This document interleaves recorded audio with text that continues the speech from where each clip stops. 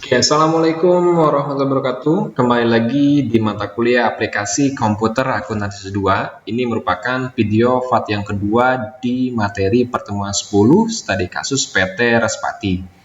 Di part yang pertama kita sudah bahas dan sudah implementasikan terkait setup data master. Kemudian yang di VAT yang kedua ini kita akan coba menginputkan berbagai transaksi, soal transaksi yang ada di PT Respati selama bulan Januari 2020. Langsung saja kita coba terjemahkan terkait dengan soal yang pertama, yaitu di sini tanggal 2 Januari 2020 perusahaan membeli barang dagangan dari PT Prima Kencana dengan termin net 20. Ini ketentuan untuk PO dan invoice-nya. Kemudian di sini exclude, kemudian kategorinya Jakarta. Ini adalah barang yang dibeli, berarti ini purchase ya, masuknya ke pembelian. Barang yang dibelinya ada busi dan vario. Kita coba implementasikan di aplikasi ABSS-nya. Oke, saya sudah membuka file ABSS di sini terkait dengan studi kasus PT Respati. Soal yang pertama itu masuknya ke dalam purchase, berarti pembelian. Kita masuk terlebih dahulu ke modul purchase, kemudian kita enter purchase. Nah, di sini kita tentukan suppliernya siapa. Suppliernya adalah PT Prima Kencana. Oke, PT Prima Kencana. Oke, sudah ya. Kemudian termin. Nah, termin yang digunakan apa nih? Di sini net 20. Oke, berarti kita setting nih terminnya menjadi net 20. Ini kita pilih nih, payment is due-nya menjadi in a given of day, dan yang kita setting adalah balance due day-nya, yaitu 20 hari untuk batas pembayarannya. Oke, 20 kita setting dan tidak ada diskon ya, karena di ketentuan adalah net 20. Kita klik OK, sudah berubah menjadi net 20. Ini masuknya ke dalam include apa exclude untuk pajaknya. Nah, karena di sini masuknya ke exclude, berarti tax inklusifnya ini kita unchecklist. Kalau include berarti kita checklist, sedangkan di sini ketentuannya adalah exclude. Berarti kita sudah betul nih dalam keadaan unchecklist. Kita untuk purchase-nya di sini PO-nya kita tambahkan ya, karena kita bisa copy paste juga. Kalau terkait dengan transaksi, tanggalnya itu 2 Januari 2020. Supplier invoice-nya di sini PK 1001 ya. Oke, nah di sini ini dalam keadaan ini masih terkait dengan tabel service nih layoutnya. Nah, kita ganti karena ini termasuknya ke dalam dagang bukan jasa. Berarti layoutnya kita ganti yang tadinya service menjadi item. Oke, agar berubah ya. Oke, sudah berubah. Ini tampilan untuk layout item. Nah, service-nya kita invoice-nya kehapus. Oke, sudah. Kemudian di sini yang dibeli itu adalah busi dan vario. Busi 5, vario 2. Oke, di sini kita pertama busi dulu ya. Busi itu 5. Oke, kita billnya berarti 5. Kemudian item numbernya, kode si busi itu apa? BS. Oke, kita kemudian freshnya harganya berapa di sini? Harganya 3 juta. Nah, diskonnya tidak ada. Kemudian ada data job, ketentuannya enggak? Jobnya di sini enggak ada ya, yang ada hanya kategori. Kategorinya adalah Jakarta. Oke, kemudian di sini kita lihat teks yang digunakan adalah VAT atau dengan rate-nya 10% ya. Use text code. Kemudian yang kedua yaitu vario. Nah, ada dua nih untuk vario. Item nomornya apa vario? VR. Oke. Nah, di sini price-nya berapa? 15 juta.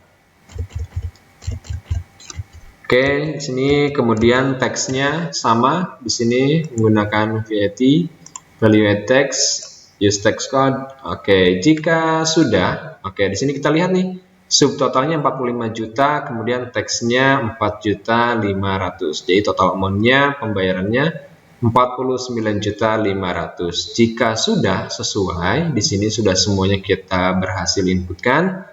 Nah, kemudian kita klik record. Oke, sudah ya.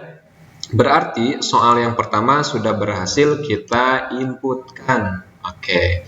Kemudian kita lihat nomor selanjutnya. Di sini tanggal 5 Januari katanya 2020 PT Sumber Ayu terjadi pembelian jasa. Kalau tadi pembelian barang dagang, sekarang pembelian jasa. Tentu pasti beda dalam penginputannya.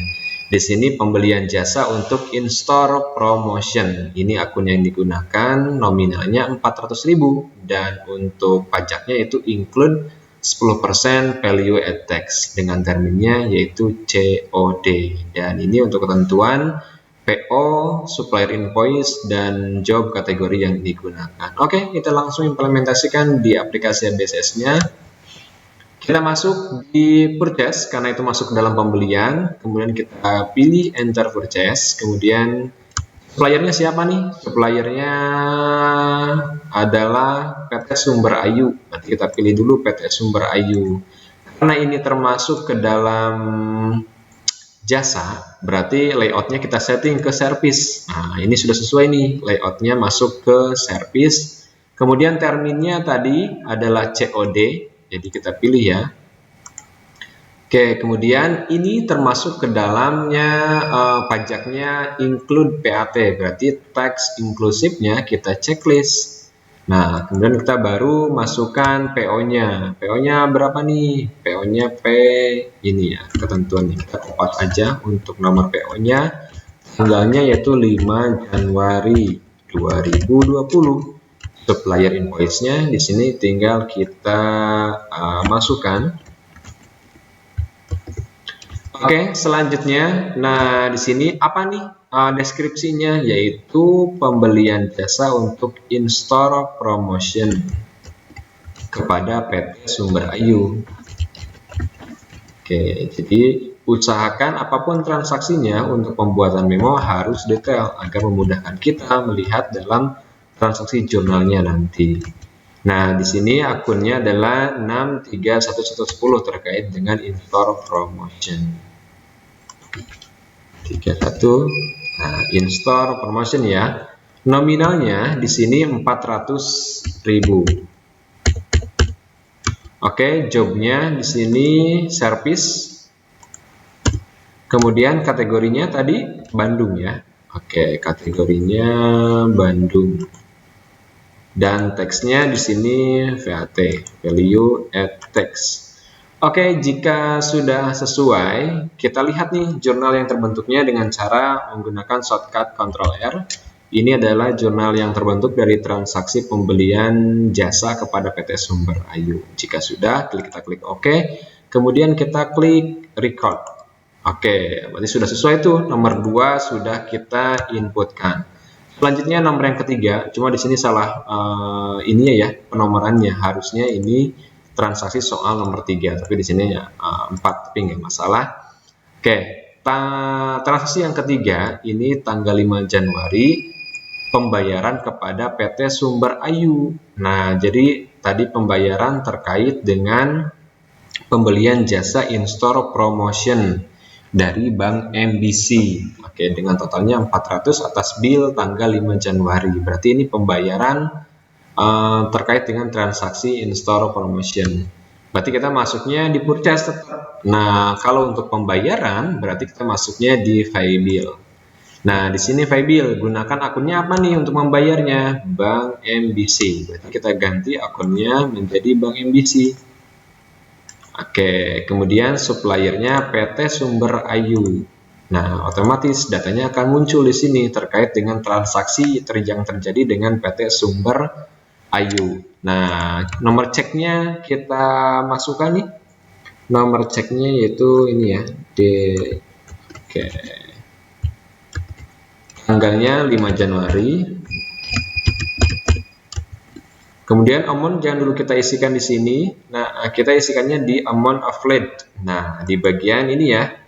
Untuk transaksi tanggal 5 Januari sebesar Rp400.000. Oke, nah kita klik amount-nya, kemudian otomatis out of balance-nya itu berubah menjadi 0. Tandanya ini sudah balance, dan kalau misalnya ingin melihat jurnal yang terbentuk seperti biasa, Ctrl F. Oke, ini adalah jurnal yang terbentuknya. Oke, kita klik OK. Kemudian di sini kita klik record ya, kalau sudah sesuai. Dan sudah ini kita klik record. Oke, sudah selesai untuk pembayaran install promotion.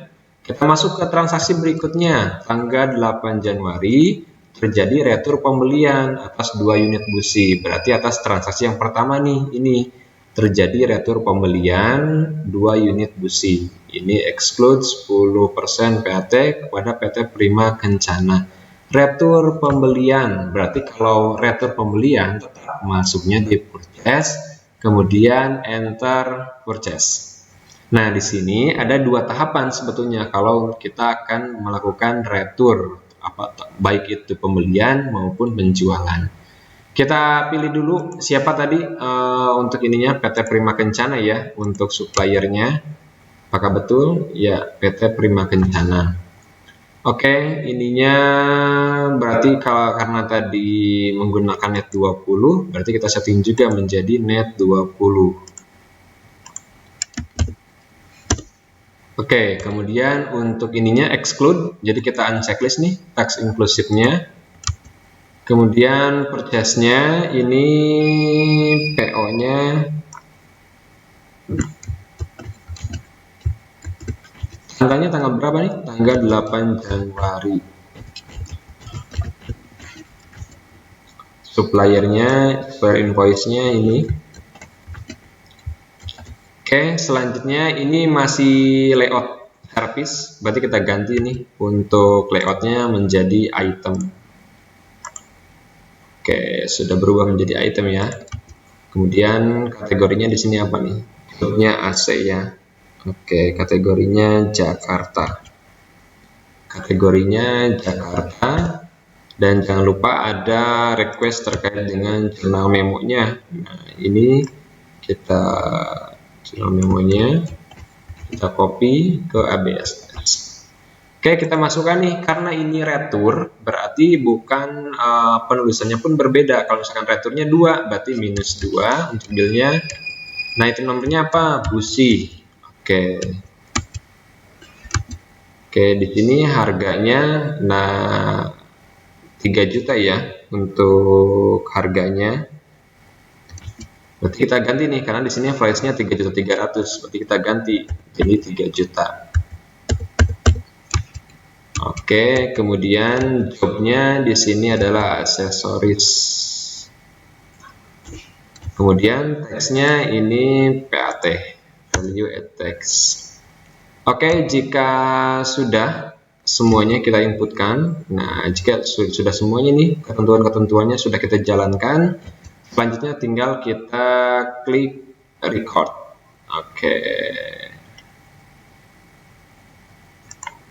Oke, jika sudah selesai, selanjutnya di sini karena retur pembelian itu akan ada tahapan kedua, step kedua untuk penginputan transaksinya. Tadi sudah kita di enter purchase, selanjutnya kita masuk dulu nih ke purchase register. Kita lihat di bagian return and debit. Nah, ada nih PT Prima Kencana.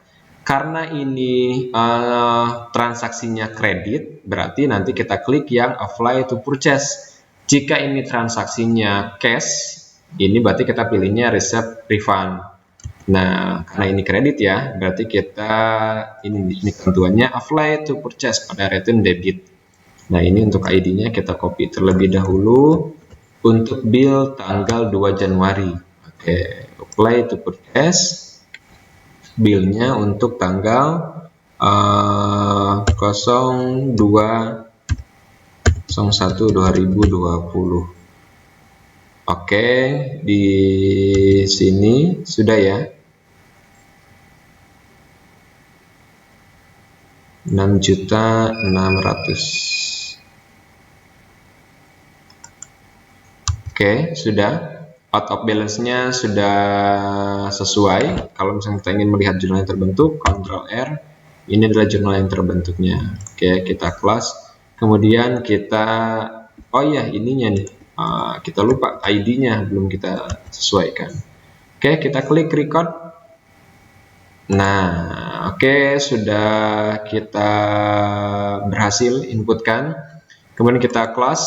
Nah, otomatis nantinya datanya sudah ada di close and sudah tidak ada nih di return, sudah tidak ada ya untuk retur pembeliannya. Oke, kita masuk di transaksi berikutnya. Ini transaksi 3 terakhir nih. Tanggal 10 Januari ini perusahaan menjual kepada PT. Karena ini sifatnya menjual, berarti masuknya adalah sales. Kita masuk ke modul sales, kemudian enter sales. Nah, di sini customer-nya siapa? Yaitu PT Multimedia. Kemudian termin yang digunakan apa nih? Termin yang digunakan adalah ini net 10 after EOM. Berarti kita setting ininya balance due date-nya menjadi 10. Oke, sudah berubah. Kemudian ini include apa exclude? Nah, ini masuknya dia berarti exclude ya. Berarti kita tidak perlu checklist nih teks inklusifnya. Invoice-nya, nah invoice-nya kita masukkan di sini. Oke, tanggalnya tanggal berapa? Tanggal 10 Januari 2020. Oke, customer VO-nya di sini empty. Oke, nah selanjutnya kategorinya adalah Bandung. Oke, di sini yang dijual apa nih? 3 unit NMAX dan 2 unit Vario. Ini masih layout biasa, kita ganti menjadi layout item. Tadi yang dijual 3 unit NMAX, 3 berarti shift-nya NM, kemudian price-nya sudah betul 25 juta, job-nya adalah BC, kemudian text-nya value add text. Oke, yang kedua tadi apa? 2 unit Vario ya. Oke, VR ininya BC, kemudian teksnya value add text. Oke, jika sudah semuanya, selanjutnya tinggal kita record saja. Oke, tidak ada ya, sudah semuanya kita inputkan sesuai dengan ketentuan yang ada. Oke, jika sudah kita klik record. Ini subtotalnya 109.900. Oke, kita klik record, kemudian kita close. Selanjutnya kita masuk ke transaksi berikutnya. Tanggal 10 Januari 2020 terjadi penerimaan pelunasan piutang sebesar, nah kita lakukan pelunasan piutang nih. Pelunasan piutangnya tanggal 10 Januari. Oke, berarti untuk pelunasan piutang kita masuknya di modul sales, kemudian pilih reserve payment. Nah, menggunakan apa nih? Kepada Bank MBC. Oke, berarti Bank MBC ya yang digunakan. Oke, di sini selanjutnya customer-nya siapa? Customer-nya adalah PT Multimedia. Kemudian di sini ID-nya kita setting nih. ID-nya di sini berapa? R strip ini ya. Oke, date-nya 10 Januari 2020. Oke, kita pilih nih, karena ada 2 transaksi, kita pilih untuk transaksi yang tanggal 10 Januari. Pelunasan piutang sebesar 119.900.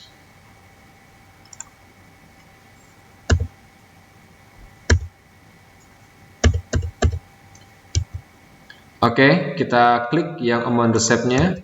Oke, otomatis out of balance-nya sudah berubah menjadi 0, artinya sudah balance, sudah sesuai.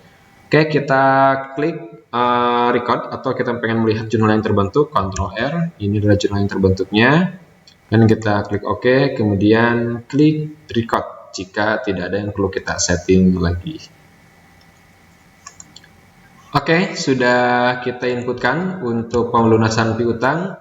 Selanjutnya transaksi terakhir ini sebelum kita masuk ke laporan 20 Januari 2020 transfer 5 juta dari cash ke Bank MBC.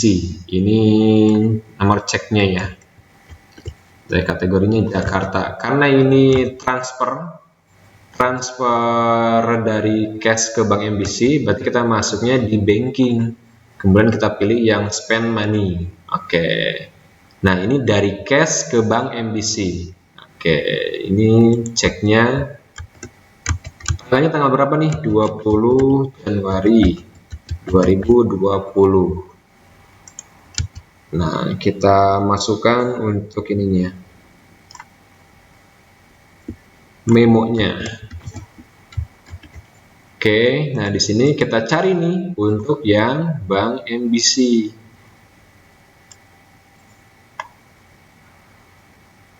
Oke, kita cari yang Bank MBC. Berapa nih amount-nya? Tadi amount-nya berapa di sini? Amount-nya adalah 5 juta rupiah. Kemudian jawabnya ada ketentuan? Tidak ada. Jika tidak ada, tidak perlu kita isi. Oke, kita klik amount-nya, otomatis nanti out of balance-nya jadi 0, artinya sudah balance. Oke, jika sudah kita klik record atau Ctrl L dulu deh untuk melihat jurnal yang terbentuk. Nah, ini nih jurnal yang terbentuknya. Cash 5 juta di kredit, Bank MBC 5 juta di debit. Oke, sudah sesuai, tinggal kita klik record. Nah, sudah selesai untuk soal-soal transaksi dari PT Respati.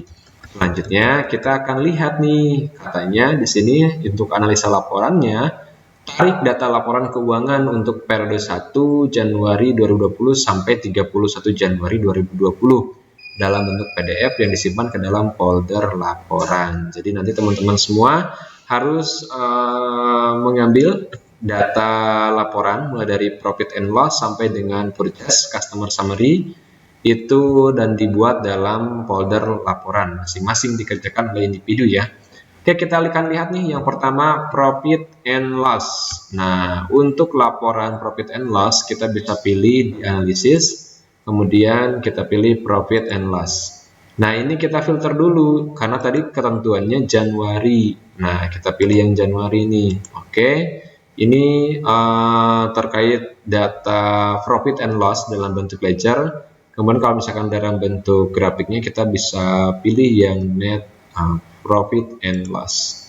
Nah, ini adalah untuk laporan profit and loss-nya. Nah, nanti kalau misalkan mau di convert ke PDF, kita print, nanti kita pilih di sininya.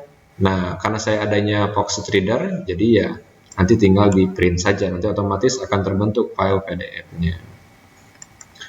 Oke, ini kita close ya untuk profit and loss. Kemudian selanjutnya account transaction accrual. Nah, kalau account transaction accrual ini adanya di report. Nah, kemudian kita pilih yang account.